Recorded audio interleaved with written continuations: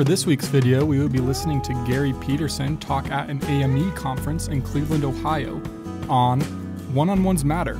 If you don't have time, try leader standard work. Thank you all for being here. It's a pleasure to be with you. As Jennifer mentioned, O.C.Tanner has been on the lean journey for 30 years. We actually began our journey before the term lean was even coined.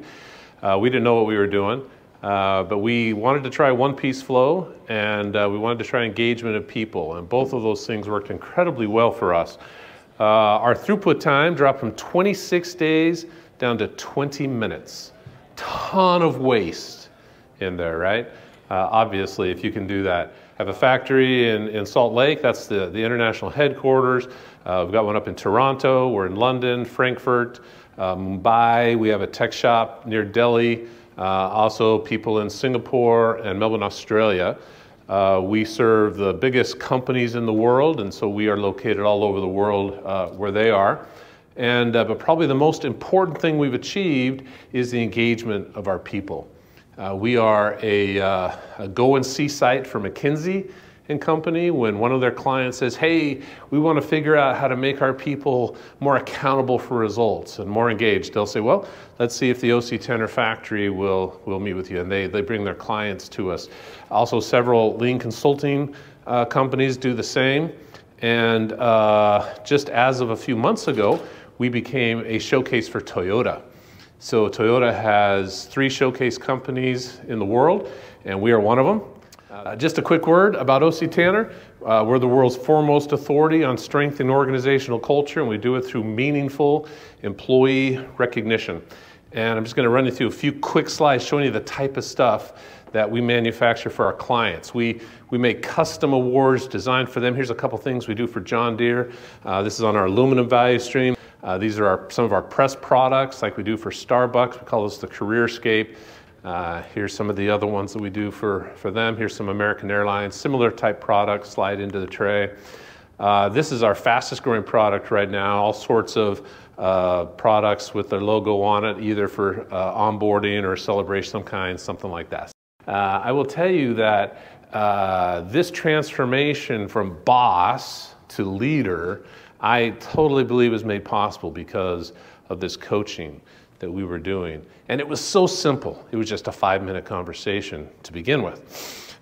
We actually ended up turning it into what we call our full-blown coaching system. I think it very well may be the most important system we have. We have several dozen systems that we use that are very important to us to help us do the right thing and make it more difficult to do the wrong thing. And coaching is also the easily most observable system in the factory. So when tour groups are in the factory and we're visiting the cells, I'll look over and a manager and a team member will be talking to each other. And I'll say, hey, look, there's a coaching session going on. What do you notice about it? And people look at it and they go, well, they look like they like each other. Yeah, isn't that bizarre? And they look like they're having a fun conversation. Yeah, they're enjoying themselves. It's wonderful, our coaching system now. It's built on a foundation of respect and genuine care. We seek to understand the current state of the individual and together create a future state that this person would like to grow into and become. And then we define, create, and begin to practice the vehicle that we're going to use to help that person get to that state. So I'm going to show you some data on the power and effectiveness of coaching. This comes from our global culture report. The 3 most powerful things that a manager can do in terms of connecting their people to something is to connect them to purpose. What is our purpose? What is your purpose? Why do we do what we do? Connect them to accomplishment and connect them to each other. You might ask yourself, do my people understand our purpose? Do they understand how they work furthers your organization's purpose? Accomplishment. Modern leaders encourage their employees' growth and development. They show appreciation, they celebrate success, they coach, and they mentor. Now let me show you some data. The power, if leaders connect their people to purpose, 2.5 times improved odds that the employee will be a promoter, 4 times more likely the employee will rate their employee experience high. 8.5 times more likely the employee will be engaged. Almost 17 times more likely the employee will have a strong positive perception of leadership. Who doesn't want that? And half as likely to be burned out. Pretty good data, right? When leaders feel connected to their teams, the odds go up 18 times that the organization's culture will thrive. But it's not just impactful for the people and for the company and the culture, it's actually also good for the leader. When leaders have a strong connection to their teams, their anxiety goes down by 2/3, their stress goes down by 1/3, their engagement goes up 7 times, their purpose goes up 6 times. Opportunity, success, appreciation, well-being, all way up. There's power in having people connect to their people. I hope you see that, I hope you feel that.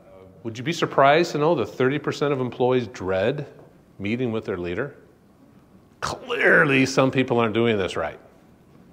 Right? Clearly, it's not going well. Maybe 1/3 of you dread meeting with your leader. I don't know. But I hope all of your people love meeting with you.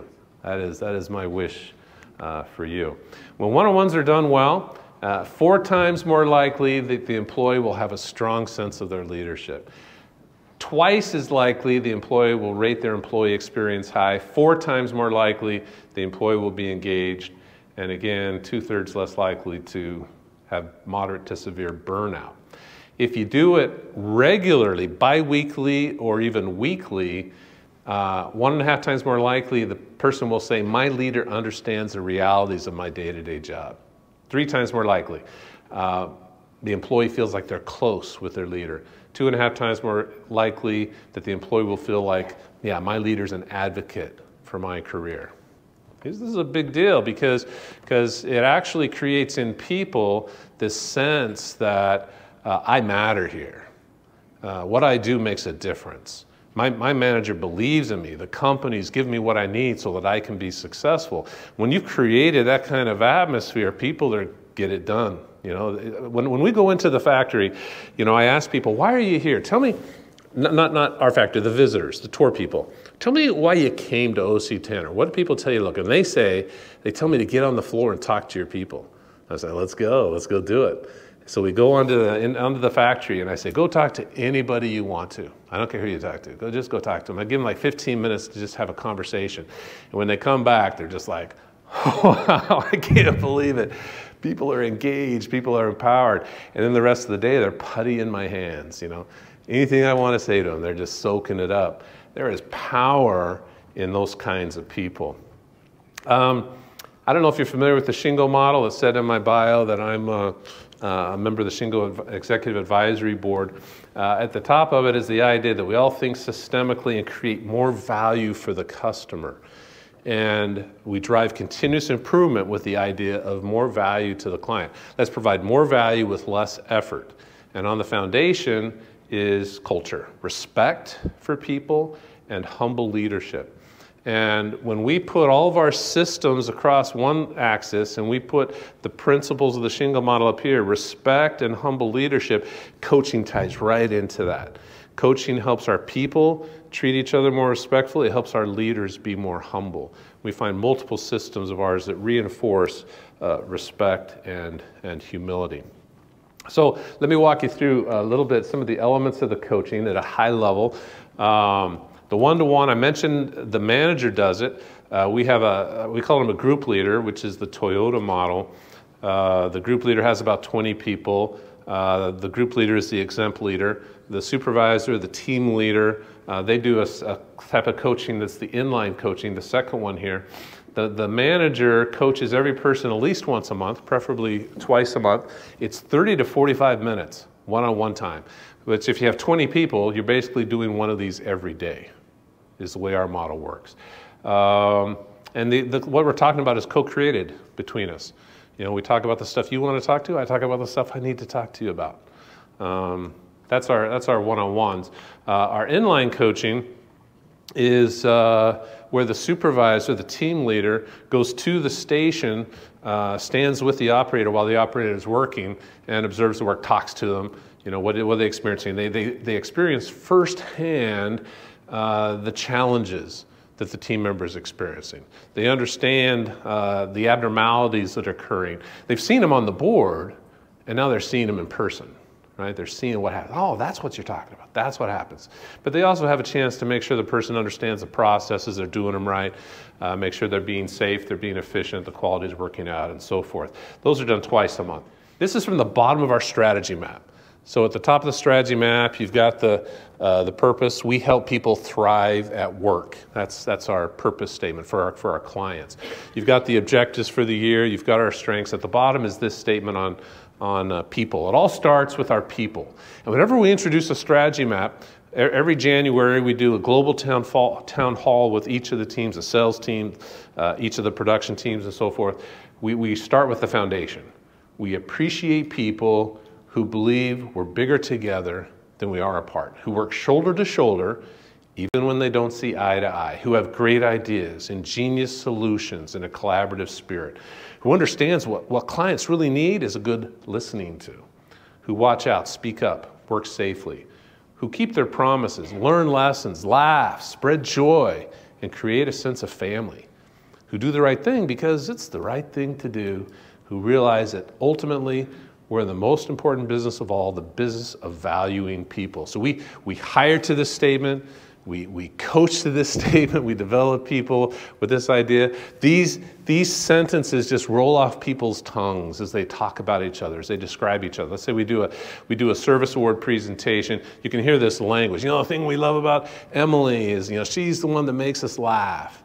And everyone knows that that's bedrock for O.C.Tanner, right? We want to laugh. We want to have a good time together. Let's talk about evaluations. In order to help people behave in the right way and understand expectations, we do the evaluation. The evaluation is built around 5 behavioral expectations that we have for everyone. So every month, we talk about one of those 5, and then in the 6th month, we finish up the evaluation with a score, and then we start over again. In the month that we're talking about, this top one, if you can't see, it says alignment to strategy. So we want every person to be connected with strategy, aligned with the strategy. So in the month that we're talking about alignment, that in the first team meeting, the team leader or the group leader or the fulfillment leader, the director will come in, they'll talk about alignment. And then during the coaching session, that'll be one of the conversations. How do you think you're doing with alignment? And we can talk that through, because I kind of have a sense for how you're doing as well. We also have continuous improvement, respect for every individual, meeting customer needs, and then everyone has a development plan that they're going on. At the end of the 6 months, every person gets a 5x5 score. So, and this is a global chart that every employee at every level, including me, is given a score on how they reside here. And right in the middle, that nice green, that's our target. And anything to the right and up, those nice blues and darker greens is good. You start to move down below that into the kind of sickly greens, the yellows, the reds. Probably not good, right? You don't want to be down in kind of this red. That would be bad. Let me just show you what so across the top, by the way, is our way of being, our work approach. On the far right, you're a dream to work with. On the far left, you need a lot of improvement. You're consistently difficult to work with. Does not value or demonstrate core competencies. On this left side is your skills. You exceed most expectations. You do not meet expectations on the bottom. So let me just show you a couple of these boxes up close. This is the one in the middle, on the bottom right there. Consistent performer, solid skills, actively developing. This is a high level of contributions. Most people, this is where they live for us, and you get 100%.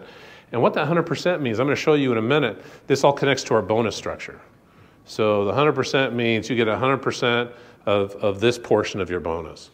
As you get better, you have high skills, you have high performance, or at the very top box, you drive exceptional business results, you demonstrate high people influence. Ooh, love it, right? That's the kind of people you want. Now there are people who are like that all the time, but we don't give them that score every time. We give it because they do something extraordinary. So most people live at 100, right? And then you bounce up to a higher score from time to time. That's the scores. Now they basically show up right here on the bonus sheet. 20% of the bonus is tied to that personal performance score. So this is our variable compensation plan. So we're budgeting $1,000 for each bonus. So it gets paid twice a year. This financial factor down here basically says that if the company does extremely well, then this could pop up to some higher amount. And when our team members perform, a couple years ago, this was like $1,600 for every hourly employee, and then we gave them a second one. So everyone got $3,200 because the performance was so exceptional. We've been on this journey for 32 years. You know, people talk about low-hanging fruit. You get the low-hanging fruit, and then you got to get a ladder. It's tougher. I think that's a myth, because we have never run out of things to improve. Our people are never like, I don't know what else to improve. We're down to 20 minutes, and they still have a ton of things. The boards are still full of cards with improvement ideas. So don't buy into this idea that oh, golly, all the low-hanging fruit is gone. There's nothing else to do. Don't buy that. That's not true. The other factors on here, everyone knows that we got to grow the revenues, we got to grow the profits, we've got to meet our budgets, and this team goal is 20% of the bonus. For the factory members, the team goal is the gross margin of their product. So every day, they know what their contribution dollars were for yesterday, and for the month, they got the gross margin percentage that they follow. Our people are little accountants. They're driving results based on the right outcomes for the clients. And this exact same chart is used for all exempt employees. So my chart looks just like this. It's just, instead of being a target of 1,000, it's a percentage of my salary. In order to follow up and make sure our systems are working, we go out every week. I get an email on Monday, tells me to go to a random department, check up on a random system. When I'm checking up on coaching, there's a Gemba card for inline coaching where I talk to a team member. Hey, when was the last time you did inline coaching with your team leader? How'd that go? We talk it through. Or monthly coaching. When was the last time you had coaching with your manager? How'd that go? How's that working for you? Kind of a nice conversation with them. And then finally, lots of training and development and so forth. I think that coaching is so important. It's our number one system without a doubt. The improvement card system is great. Strategy deployment, very powerful, very wonderful. Our visual management, very important. I think the coaching is our most important system, quite honestly. I think it got us to where we are. So put it on your standard work. See, how was that for a little subtle transition, right? You got to put it on your, it's got to be there, because if you don't, just like anything else that you don't put on your standard work, you're not going to get to it. It's always going to be moved from day to day. Oh, I didn't do this today. I'll get to it tomorrow. And you move it again and again. It belongs on your standard work so that you remember to do it every day. When I first became executive vice president, I had been the vice president of manufacturing, and then I picked up the supply chain, and I'm on the executive team. And my boss, when he retired, he said to me, you know, when you become the executive VP, you're not going to be able to spend so much time at the Gemba anymore. And I thought, yeah, he's wrong. He wasn't trying hard enough. I'll be able to do that. And I became an executive VP, and all of a sudden I was gone. Spending all my time on corporate strategy and tech and so forth. And when I would get to the floor, our team members would say, hey, where you been? We miss you. And that hurt. And I started to think, man, how do I spend more time on the floor? So this is the exercise I did. I said, okay, what are my gifts? What is it that I'm good at? And I would challenge you to ask yourself that. You know, what do you bring to the table? What value do you provide to your organization, to your people? And given those gifts, what's the best use of your time? Where should you be spending your time? I made a list of the things I should be doing given my gifts. And some of the stuff that I was doing fit in there. A lot of them were new. And then I made a list of everything else I was doing that wasn't on there. There are like 12, 13 other things I was doing that didn't fit, that didn't match with my gifts. And so I had a conversation with my directors and VPs. And they said, hey, I think these are my gifts. And then, you know, we had a good laugh over it. They like to tease me. But in the end, they're saying, yeah, you know, I think if you did more of that, we'd all benefit. Agreed, do this. I said, okay, so I'm not going to do these things anymore. Who wants them? And immediately people are grabbing stuff. Because in their mind, this was executive VP type VP type tasks, and they're grabbing them off the list, and stuff disappears. There's 6 things left on the list. Nobody takes them. I'm like, hey guys, I'm not going to do these 6 anymore. Somebody's got to take them. And no, people won't even make eye contact with me. You know, they're just go, no, honestly, I'm going to stop this. And they're like, yeah, go ahead and stop. I thought, are you kidding me? That's how I find out that I've been wasting my time. That's how I find out that like a fourth of the things I've been doing, nobody cares about. I think that was a good, I wish I had done this 20 years earlier. Honestly, I could have saved myself a ton of time. I will tell you that when we told our managers, hey, you're going to start coaching your people every other week, one-on-one, 30 minutes, their response was, I don't have time. We say, oh, doesn't matter. You're going to do it. Their response was, what do you want me to drop? My response was, I don't care. Drop anything you want, but you're going to do this coaching. They all started doing the coaching. I don't know what they dropped. They dropped something, and we didn't miss it, right? And this is very similar to this. Once you get your standard work defined, then it's a matter of using the standard work to track yourself for am I doing the things that I say I'm going to do? Let me show you a couple of versions of standard work. It doesn't matter that you can't see the details. This is a group leader standard work. Here it is every day, the things that he's going to do. Over here are the teams that he's going to visit. Up here he's keeping track of abnormalities. Down here, individuals, coaching of individuals on his team. Here's one for a team leader. Very simple. 1, 2, 3, 4, 5 things to do. I'm going to make sure that every week I do my weekly planning. I want to make sure I do my Yokoten, which is sharing of ideas across the cells, getting ideas from other teams, making sure we're all standardized to the improvements that are being made. So make sure that I'm doing my inline coaching, keeping my coaching notes. I don't know what this is. Top 2 things I'm supposed to complete. Maybe it's response to abnormalities. Over here, a daily meet to give. For us, that's an Arbinger mindset, the outward mindset, the idea that I'm going to figure out, what can I give you? What do you need from me, kind of thing. So very simple but effective leader standard work. This one here is tracking coaching. So every individual that they're coaching, notes, things we're going to talk about, things we did talk about. Here's another one. This is probably a team leader, perhaps. Could be a maintenance tech. The idea here's the things I'm going to do. Red, green. I did it, didn't do it. Here's some numbers that we're tracking. This is mine. And I saw this show up in a presentation, this picture. That's where I got it. And they just walked to my desk and took a picture of it. I leave my leader standard work sitting on the desk. I'm grateful that it was the first day of the month, so you can't see how I'm failing throughout the month. This is just one day gone. But I want to walk you through what I do here real quick. These are my U.S. directors and VPs. Every day, did I have a meaningful interaction with them? Here they are over here again. I meet one-on-one with the directors every other month. There's things I want to talk to them about. I coach my VPs and our admin twice a month. I keep that here as well. These are the things I'm doing day by day. I've got my Gemba assessment that goes once a week, my executive team members twice a week, my staff meeting every other week, technology meeting, client experience meeting, my Getting Things Done review that I do on Fridays. I don't know if you use Getting Things Done. It works very well for me. These things up here are daily. Did I attend my morning huddle? What this one right here is did I disclose in the daily huddle something that I can improve that day? I don't do that every day, but very, very valuable I find in the huddle to say, hey guys, I made a mistake here, and I'm going to try and improve upon this. When I say that, it makes it safe for everybody to be a little more vulnerable and to say, hey, I made a mistake yesterday. This is actually what's going on. I want my team to feel comfortable doing that. So I write that down. If I go and visit a team, I practice my mindfulness.